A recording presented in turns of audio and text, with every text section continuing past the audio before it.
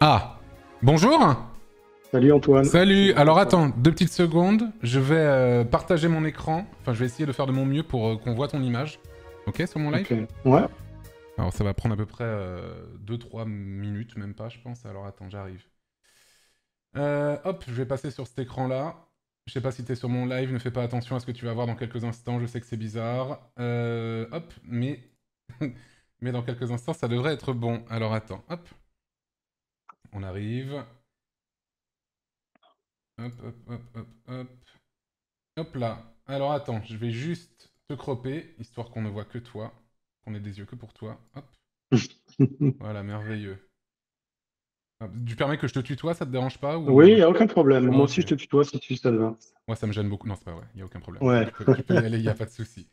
Il y a pas de souci. Bonjour, merci Jean-François Corti, du coup, de venir sur ce live aujourd'hui. Merci à toi pour l'initiative et Mais il n'y a aucun problème. participer à ça. Ça me semble tout à fait normal. Est-ce que tu pourrais tout d'abord te présenter auprès des gens qui ne te connaissent pas, un peu quel est ton rôle au sein de l'association et ce que tu fais concrètement?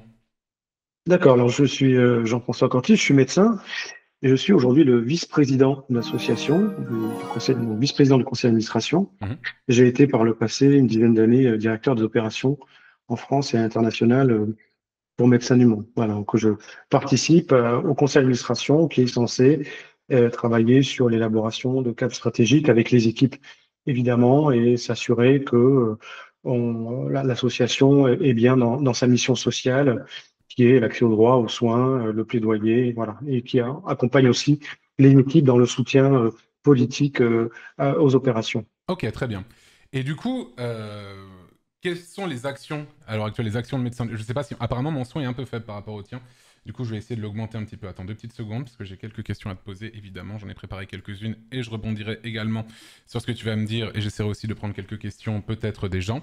C'est vrai que ma voix est un peu plus faible par rapport à la tienne. Bon, écoute, je vais essayer de faire de mon mieux. Mais voilà. Quelles sont, du coup, concrètement, à l'heure actuelle, les actions de Médecins du Monde à l'heure actuelle dans la bande de Gaza, en Cisjordanie? Qu'est-ce que vous faites, en fait, à l'heure actuelle? Alors, Médecins du Monde, la spécificité, c'est qu'on travaille en France et à l'international, hein. C'est une ONG française, mais il y a un réseau à l'échelle d'autres pays, européens notamment, mais aussi en Turquie, en Espagne, en Belgique et autres. Et on intervient dans 30 pays.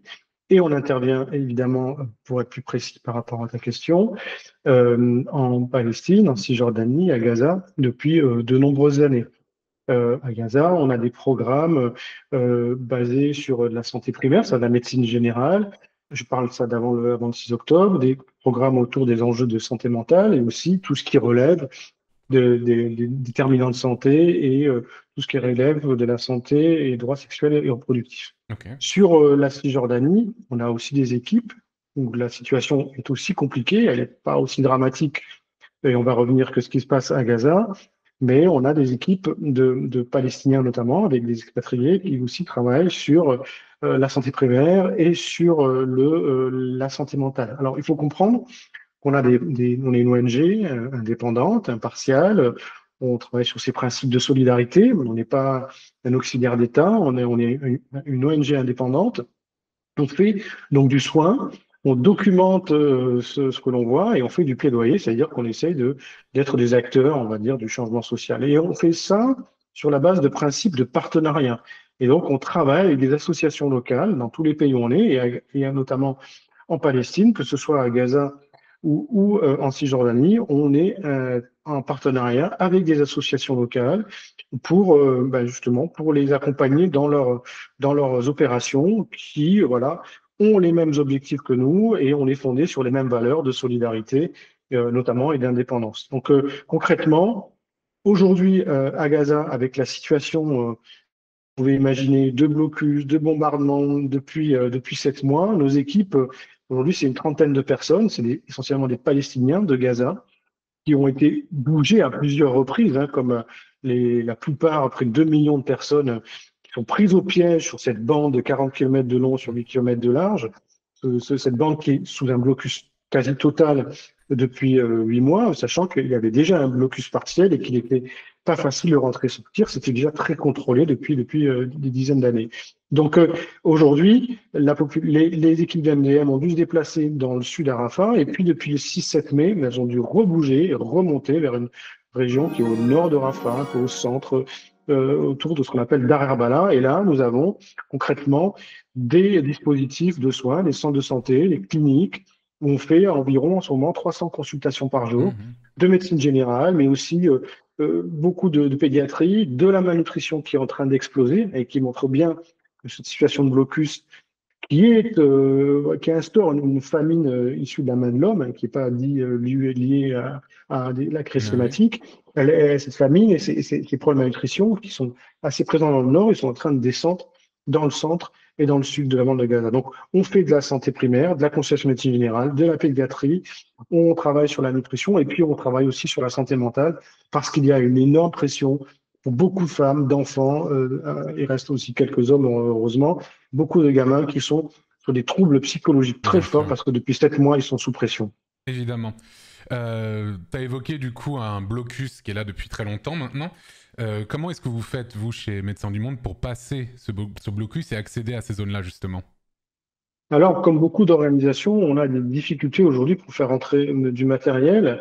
On arrivait plus ou moins à fonctionner sur des stocks qu'on a prépositionnés côté égyptien, la ville d'Al-Arish notamment, où on a du matériel qui est prêt à rentrer, et on a aussi la possibilité d'acheter localement, mais là, la ressource est de plus en plus réduite dans Gaza, hein. Pour rappel, c'est plus de 80% des habitations, probablement plus, qui ont été détruites, c'est plus de 50-60% des infrastructures, tout ce qui produit de l'eau, l'électricité et autres qui ont été détruits. Et puis, c'est une majorité du système de santé qui est à plat, hein. Il y avait 36 hôpitaux opérationnels le 7 octobre. Aujourd'hui, je pense qu'il y en a 5 ou 6 qui sont plus saturés, qui fonctionnent à 300%, qui sont en rupture de médicaments, de fuel et autres. Donc, nous, on bosse avec des équipes de Palestiniens, une trentaine de personnes. On a fait rentrer du matériel, mais là, on a de plus en plus de mal à faire rentrer du matériel depuis le 6 mai, depuis qu'il y a les opérations sur Rafah, que ce soit Rafah Est ou Rafah Centre d'ailleurs. Donc, on commence à être en rupture de stock pour certains antibiotiques, pour le fuel, hein, qui nous permet de faire marcher les groupes électrogènes pour produire l'électricité, pour faire fonctionner les véhicules. Et puis, on a de plus en plus de mal à référer les malades vers des hôpitaux pour des pathologies beaucoup plus lourdes pour lesquelles on n'a pas d'infrastructure. Pour rappel, hein, on estime qu'il y a 80 000 blessés, je pense qu'il y en a beaucoup plus, Ouais. dont au moins 15 000 graves qui mériteraient d'être évacués vers l'extérieur, notamment l'Égypte, pour pouvoir être pris en charge, parce que le setup médical n'est pas plus opérationnel dans Gaza, et ces patients ne peuvent plus être évacués depuis le 7 mai, depuis les opérations dans le sud et la prise par l'armée israélienne du passage de Rafah. Donc, la situation est difficile. Nos équipes, elles arrivent encore à bosser avec l'argent que vous nous donnez, que la collecte nous permet d'avoir.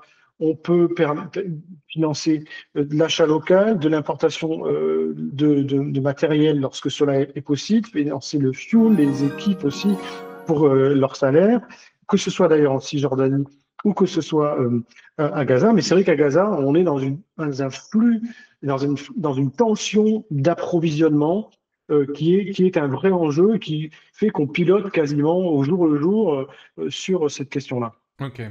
Du coup, tu dirais qu'à l'heure actuelle, le système de santé sur place est dans un état vraiment catastrophique pour autant de gens en situation critique? Ah ben, il est quasiment à plat. Ouais. Les ONG internationales comme Médecins du Monde, par exemple, on avait réussi un peu à s'organiser sur le sud. Il y avait autour de Rafah des centres de santé, il y avait des hôpitaux qui fonctionnaient aussi. Là, la plupart des hôpitaux ne sont plus fonctionnels comme je l'ai évoqué. Ils sont en rupture de beaucoup de médicaments. Ils sont souvent occupés par des familles de malades, de blessés, des gens qui aussi cherchent un abri parce que c'est plus de 80% des habitations qui ont été détruites. Donc le système de santé il est à plat. Et ça, il faut comprendre que lorsqu'on parle de mortalité, il y a beaucoup de controverses autour des chiffres, 30 000, 35 000 morts ou autres. Je pense, moi, que ces chiffres, ils sont sous-estimés parce qu'ils ne comptabilisent pas tous les morts qui sont restés sous les milliers de décombres. Et il y en a beaucoup et on n'a pas la sécurité, le matériel, les pelleteuses, le fuel pour aller, l'essence pour aller gratter les pierres et sortir Ouais. les cadavres. Et puis surtout, Mm.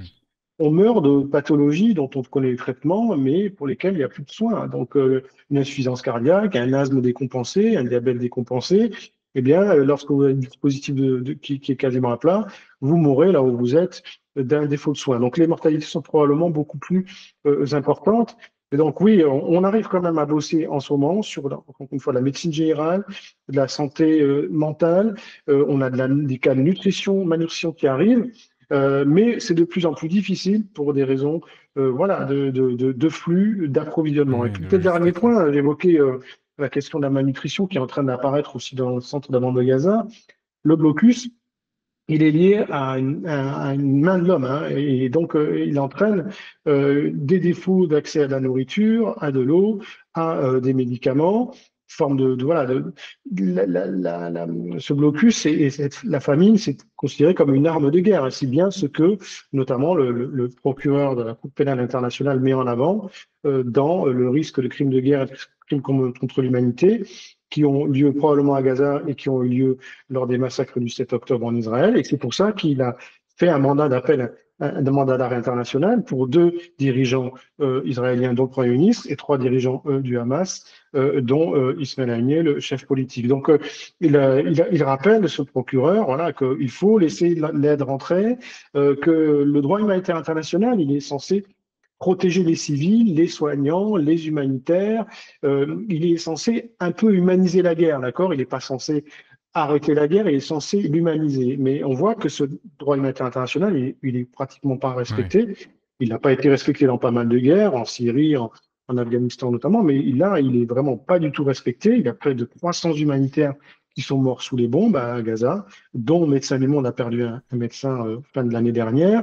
Donc voilà, le droit humanitaire n'est pas respecté, la famine est utilisée comme une arme de guerre et les conditions d'exercice sont de plus en plus compliquées parce que le système de santé est à plat et n'arrive pas à se régénérer en termes d'intrants et notamment de médicaments. Ok. Ouais, je vois que tu parles de malnutrition, de possibles famines, tout ça. Il y a quelques jours, tu as Benjamin Netanyahou qui a été interviewé sur LCI.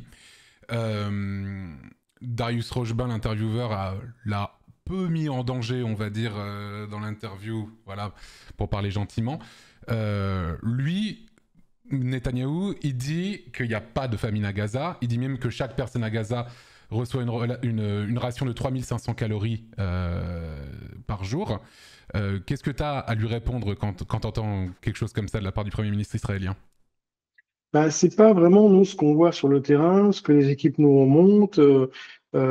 C'est pas vraiment ça. Et dans les consultations qu'on a, et c'est 300 consultations par jour aujourd'hui sur Dar Arbala, j'ai évoqué le nombre de malnutris qui commençait à apparaître, et puis une énorme difficulté pour pouvoir monter vers le nord où il y a très peu d'ONG internationales qui bossent, avec près de trois quarts de la population qui a été déplacée, le système de santé qui est à plat, et entre le 6 mai et le 27 mai, il n'y a que 1000 camions qui sont rentrés par la voie égyptienne, alors qu'il en faudrait 500 à 600 par jour. En Ah tout cas, oui. c'était le standard minimum avant le 7 octobre, et déjà, avant le 7 octobre, c'était contrôlé.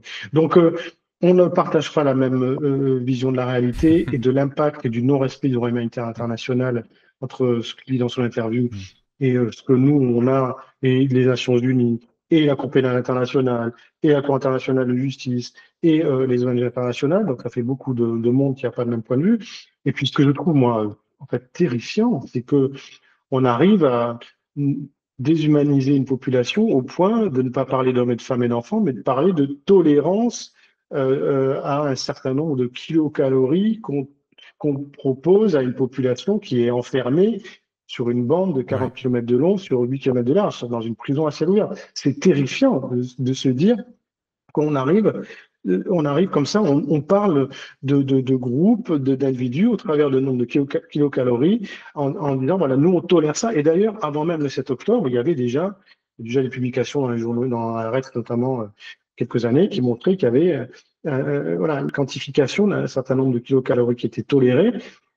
En fait, c'est terrifiant de se dire que pour une population qui est prise au piège, on va estimer ce qui est bon pour elle en termes de Ouais. kilocalories. Ça fait vraiment flipper, en fait. Ouais, c'est clair. C'est clair, c'est clair. Mais c'est pas la seule chose qu'il a dit. Il a aussi déclaré au niveau des pertes civiles, il a donné un ratio qui était de 1 pour 1, c'est-à-dire qu'un civil mort pour un membre du Hamas éliminé par l'armée israélienne. Qu'est-ce que tu as à dire par rapport à ça? Est-ce que c'est vrai? Est-ce que c'est n'importe quoi? Bah, je pense que c'est n'importe quoi. D'abord, c'est très difficile de faire de l'épidémiologie précise et chiffrée dans ce contexte-là. Il n'y a jamais eu ce genre de ratio dans les guerres contemporaines. Et puis, quand vous voyez la nature des bombes qui sont utilisées, ça, c'est quand même des quartiers entiers qui ont été rasés. Ouais. Notre médecin qui est mort sous les bombes en décembre, il est mort avec toute sa famille. Quand il a été tué, une partie de sa famille est venue pour essayer de le déblayer à la main avec ce qu'ils pouvaient. Ils ont repris une bombe sur la tête, ils ont été tués. Donc, c'est des quartiers entiers qui ont été rasés. C'est une zone qui est hyper dense en termes de population. Et d'ailleurs, ça pose question sur les règles d'engagement. Effectivement, en général, pour une cible militaire, on essaye de réfléchir à une limitation des effets Et Antoine Daniel, collatéraux, mais qu'est-ce on a qu'il a fait? l'impression Antoine que Daniel, cela il a fait n'est le pas buzz avec un respecté double Z. dans la bande de Gaza, encore une Excuse-moi, fois. est-ce que tu peux redire ta dernière phrase? Qu'il y a eu une alerte en même temps et du coup, ça a été juste au-dessus. Je suis désolé. Oui, je disais que les règles d'engagement militaire, elles posent question à Gaza, où effectivement, on pourrait supposer qu'il y a un souci de limiter le nombre de victimes collatérales, c'est comme ça qu'on les appelle, lorsqu'il y a un bombardement sur une cible militaire. Mais vu la nature des bombes, le nombre de bombes utilisées, et ça, c'est des discours officiels israéliens, et la densité de population, le territoire tel qu'il est fait, évidemment que le ratio 1 pour 1 n'est pas respecté, et qu'il y a beaucoup de morts et qui sont probablement sous-estimés. Les 35 000 morts sont, de mon point de vue, probablement sous-estimés aujourd'hui parce qu'ils ne comptabilisent pas les milliers de morts assis sous les décombres, parce qu'ils ne comptabilisent pas tous les gens qui meurent par défaut de soins chez eux, d'une décompensation cardiaque, diabétique ou autre. Voilà, donc c'est le droit humanitaire international. Il est censé, comme je le disais, limiter la casse sur les civils. Il nous semble aujourd'hui, et pas qu'aux ONG, il semble aussi aux Nations Unies, qui ont demandé le 25 mars qu'il y ait un cessez-le-feu. Pour une fois, les Américains ne s'y sont pas opposés, mais enfin, ils n'ont pas mis leur veto, mais ils sont juste abstenus. C'est pas respecté. La Cour internationale de justice, fin janvier, a rappelé qu'il y avait un risque de génocide. Et là, début mai, fin mai, a rappelé qu'il y avait un risque de génocide accru, et qu'il fallait donc arrêter les bombardements, faire entrer de l'aide massivement, libérer les otages aussi, évidemment.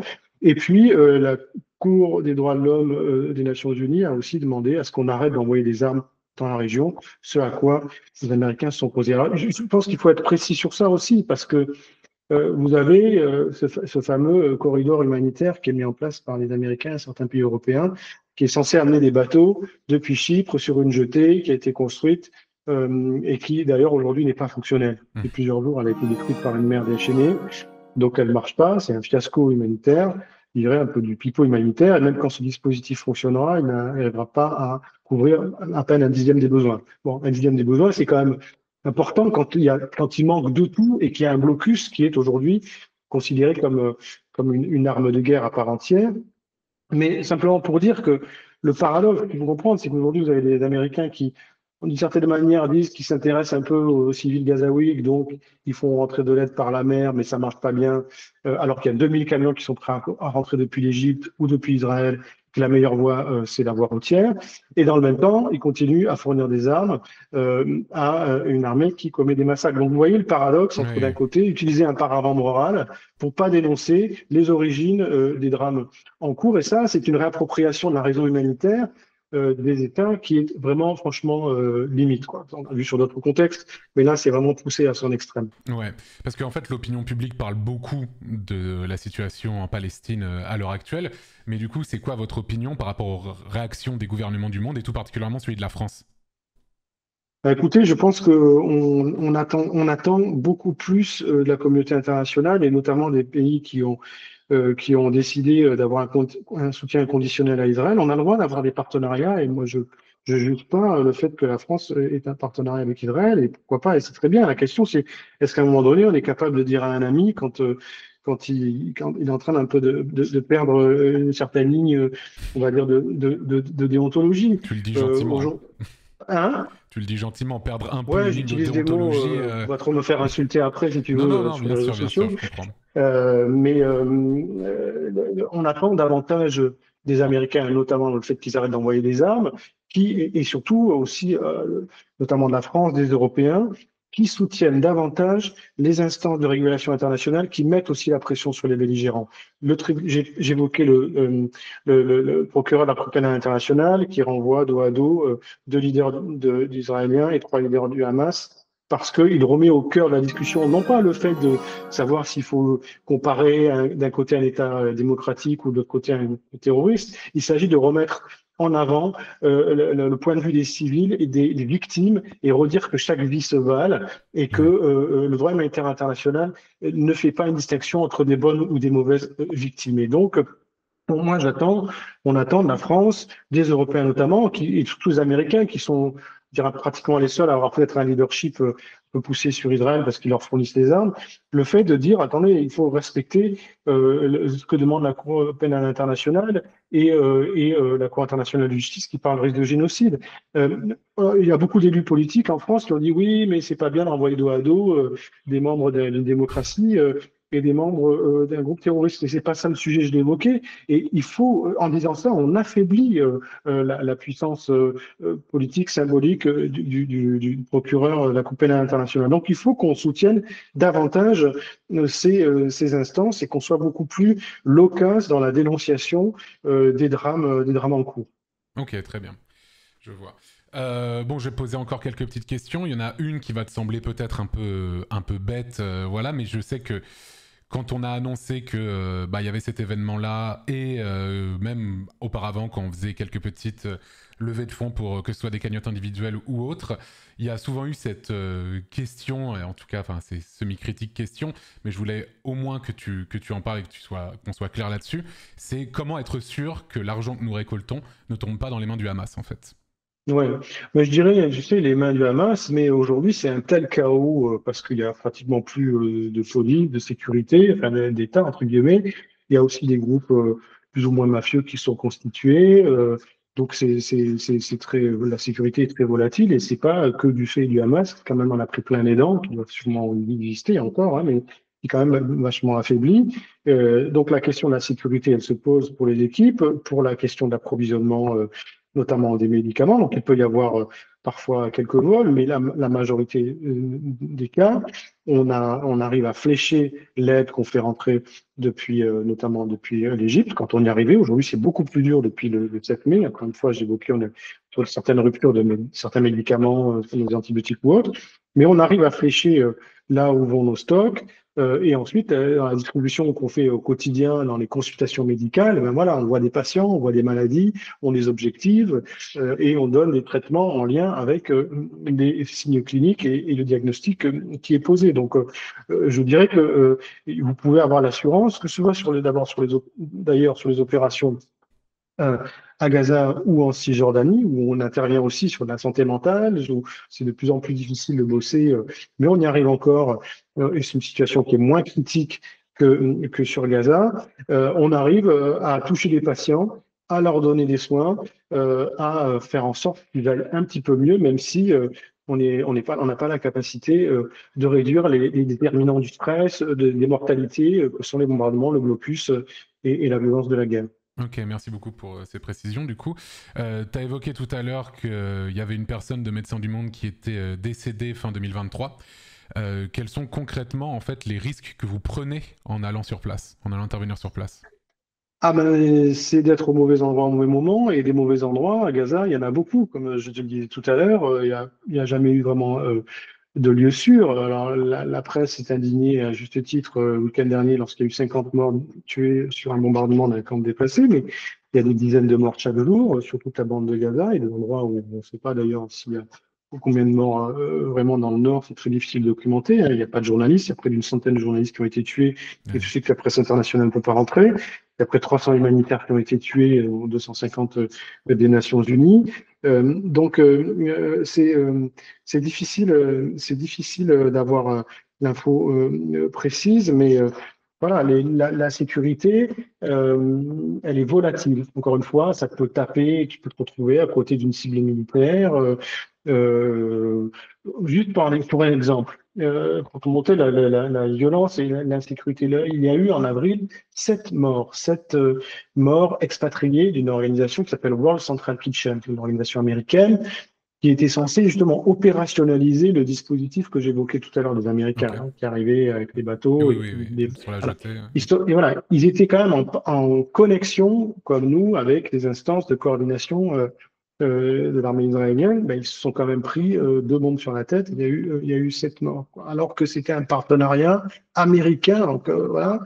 Donc même dans ce genre de situation de guerre, soit on vous tape délibérément, par exemple le bureau de Médecins du Monde, il a été bombardé, le premier bureau qu'on avait à Gaza fin d'année dernière, il a été détruit délibérément, comme il y a eu aussi des dispositifs humanitaires, des hôpitaux, des écoles, bâtiments des Nations Unies qui ont été détruits volontairement.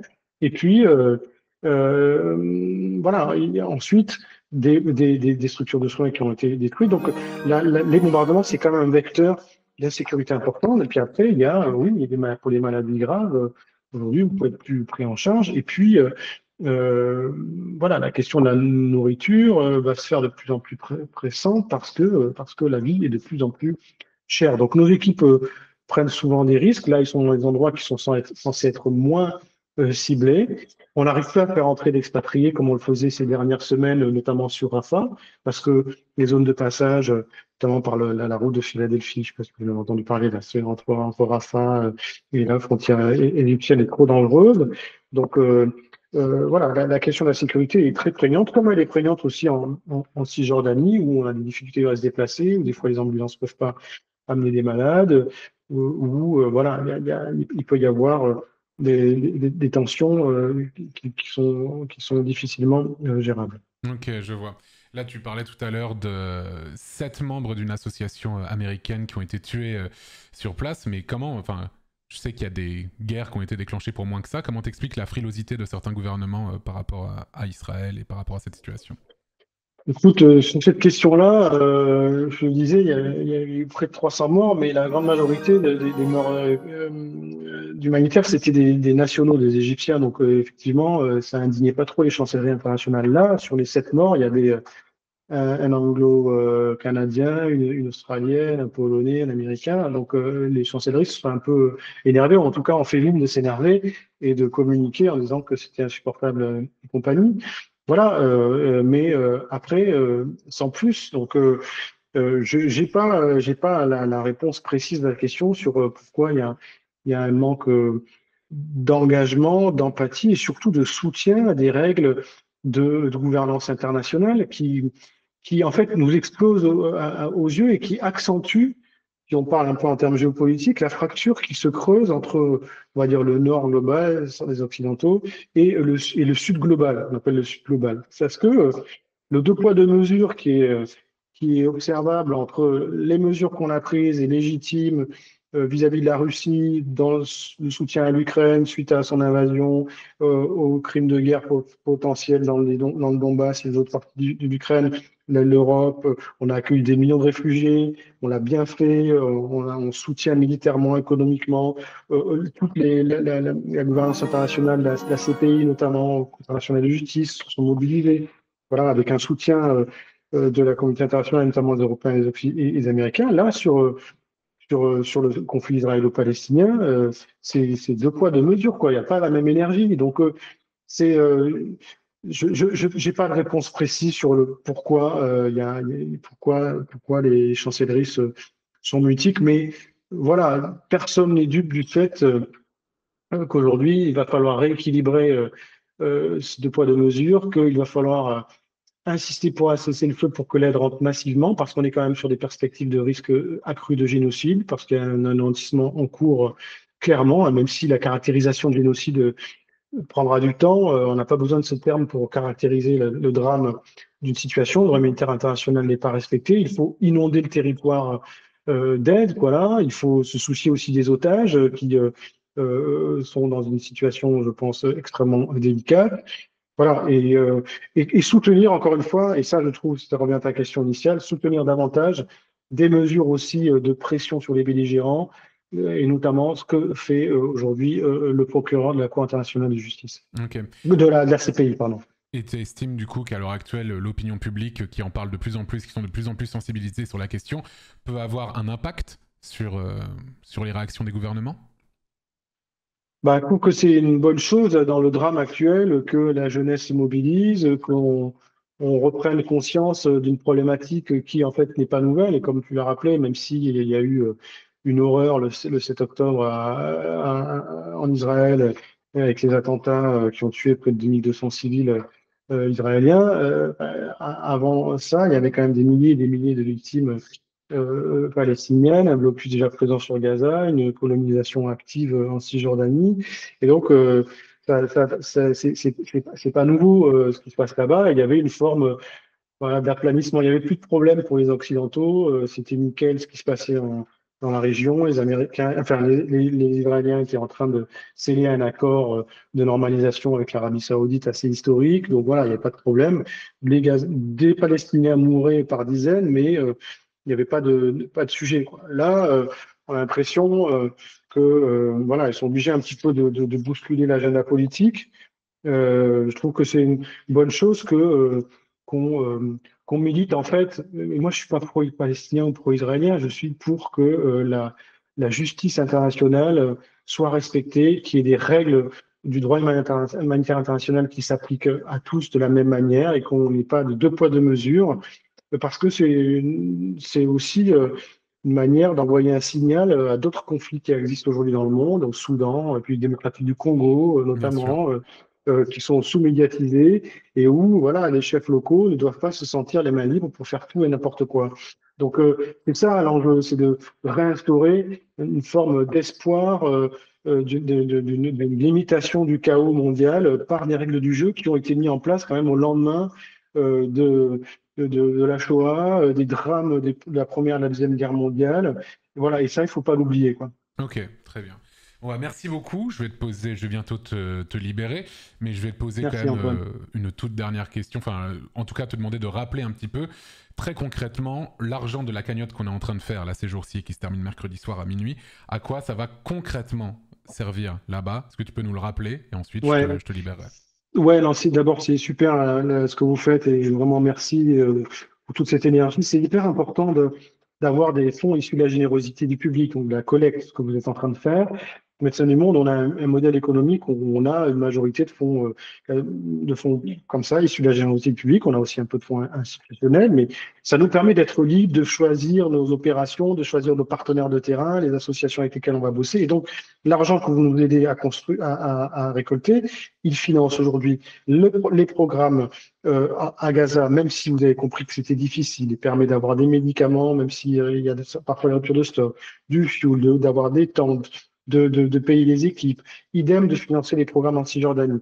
Et puis, peut-être que j'espère, quand la phase aiguë, cataclysmique de Gaza s'arrêtera, et qu'on pourra peut-être rentrer de manière plus massive, alors être encore plus dans une opérationnalité plus conséquente, parce qu'aujourd'hui, le système de santé il est à plat, qu'il y a tout à faire et qu'il faudra accompagner la société civile palestinienne dans une restauration d'une capacité voilà, de vivre, quoi, même si aujourd'hui ils sont dans la survie. Donc, votre argent, il nous aide aujourd'hui à répondre à l'urgence, comme on le peut, même si répond à quelques besoins sans arriver à répondre à tout, et il nous aidera demain peut-être à accompagner les Palestiniens dans la reconstitution de leur système de santé. Ok, bah écoute, je pense que c'est clair. Bah écoute, merci à toi d'être intervenu là Merci aujourd'hui. Antoine. On rappelle, tu es Jean-François Corti, du coup tu es le vice-président de Médecins du Monde, l'association pour laquelle on fait cette levée de fonds tous ces jours-ci. Merci beaucoup à toi, bravo pour ce que vous faites et courage pour la suite, bien sûr. Merci et bravo à vous aussi. À bientôt, Merci Antoine. beaucoup, ciao ciao, Ciao. salut. Hop là. Bon bah voilà. Bon bah voilà, j'espère que ça a pu répondre à quelques-unes de vos questions et voilà quoi. Et que c'était vachement intéressant, vachement touchant et surtout tu vois vraiment l'état dans lequel l'état de la situation qui est vraiment catastrophique quoi.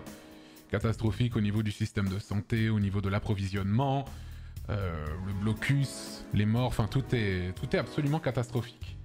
Et du coup, c'est pourquoi le chat marche pas, je sais pas. J'ai l'impression que personne n'est là. Écoutez, c'est bidesque. Ouais, moi c'est Streamlabs qui doit trop de dons. Streamlabs doit déconner. Donc voilà quoi. Ouais, le chat est cassé quoi. Voilà. Donc, ah voilà, c'est bon. Donc, vous voyez à quoi peuvent servir et vont servir les dons que vous pourrez faire ces jours-ci pour Médecins du Monde lors de cette initiative Streamers for Palestinians. N'hésitez pas, même des dons que vous estimez être petits, que ce soit du 1€, du 2€, du 3€, du 5€, n'hésitez pas un seul instant. Ça sert vraiment, c'est pas n'importe quoi. Et voilà quoi, Streamlabs déconne, ouais, ouais.